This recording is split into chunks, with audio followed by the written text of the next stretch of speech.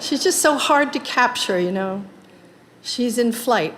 When she lights down, she stops your heart. That's Meryl Streep at the AFI tribute to Diane Keaton in 2017. And on Friday, Diane took a different flight away from this world as she passed away. But boy, she certainly left the world better for having her.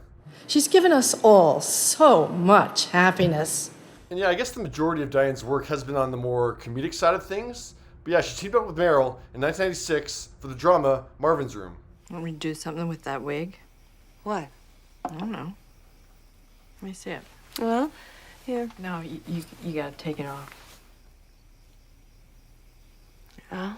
Can't imagine the 70s, 80s, 90s, 2000s without you.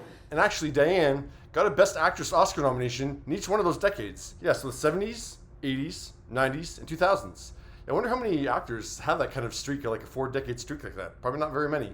But yeah, her 90s Best Actress nomination was for Marvin's Room. Well, but guess how much they paid me? I don't feel like guessing. Well, guess. Guess. $300? That's right. Why'd you guess that? It just popped into my head. Diane Keaton, arguably the most covered up person in the history of clothes, is also a transparent woman.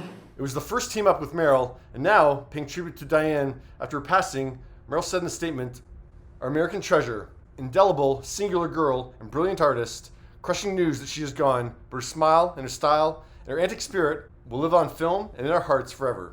There's nobody who stands more exposed, more undefended, and just willing to show herself inside and out than Diane. And Meryl's speech from the AFI tribute 8 years ago has been making rounds the past few days as people mourn the loss of Diane. I fell for her pretty much the same time everybody did with Annie Hall. Oh, God, Annie. Well. Oh, well. La-di-da, la-di-da, la-la, yeah. Because she had the stream of consciousness of a hummingbird. She's here, and then she's there, and then she's up there, and then where is she? And Marvin's Room is also a reunion for each of the ladies with Robert De Niro.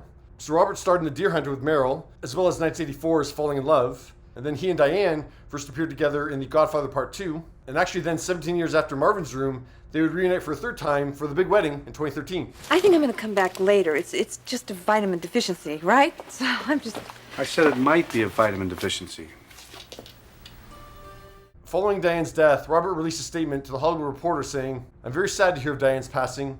I was very fond of her, and the news of her leaving us has taken me totally by surprise. I was not expecting her to leave us. She will be missed. May she rest in peace." Marvin's Room was also a reunion between Robert De Niro and Leonardo DiCaprio after This Boy's Life. And a year after Marvin's Room came out, that boy's life would change forever when Titanic hit theaters. Did your Aunt Bessie offer you a chip yet? Oh, well, that's what they're there for.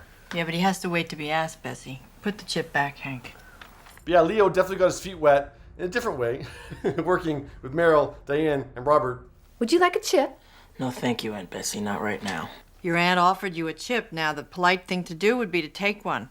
You know what? I don't want a chip right now. On Friday, Leo reflected on his time in the room with Diane, writing on his Instagram story, "Diane Keaton was one of a kind, brilliant, funny, and unapologetically herself. A legend, an icon, and a truly kind human being. I had the honor of working with her at 18. She'll be deeply missed." What?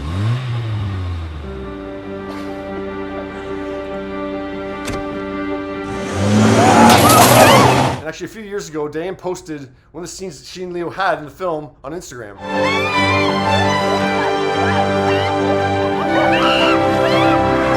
Diane's caption was, "Remind me to never ask Leonardo DiCaprio for a ride to work ever again."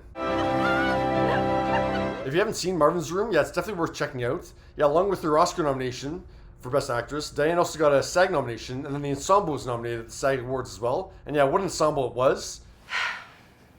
Ladies? Cynthia Nixon was also in the film in a small role. I'm going to show you something over here that we're particularly proud of. After Diane's passing, Cynthia wrote on Instagram, "When I was a kid, Diane Keaton was my absolute idol. I loved her acting. I loved her vibe. I loved her everything.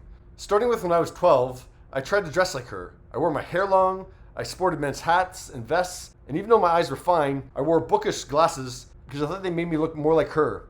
A little more than a decade ago, I got to be in a movie called 5 Flights Up with her, and it was like a dream come true. Yeah, so that was a 2015 movie, which also starred Morgan Freeman. Cynthia continues, I was very shy around her, but I think she liked me, and that meant everything to me. Did Cynthia forget that she was in Marvin's room 19 years prior to 5 Flights Up? And my initial explanation was, okay, maybe she didn't have any scenes with Diane. No, she has scenes with her. On something that has no resale value and cannot be considered an asset. Lower? What do they buy? Most by very elaborate tombstones. Someone should show Cynthia Marvin's room because she's in for quite a shock. But yeah, the film is another incredible piece of work in Diane's filmography. Have you revisited Meryl's AFI speech as we all grieve the loss of Diane?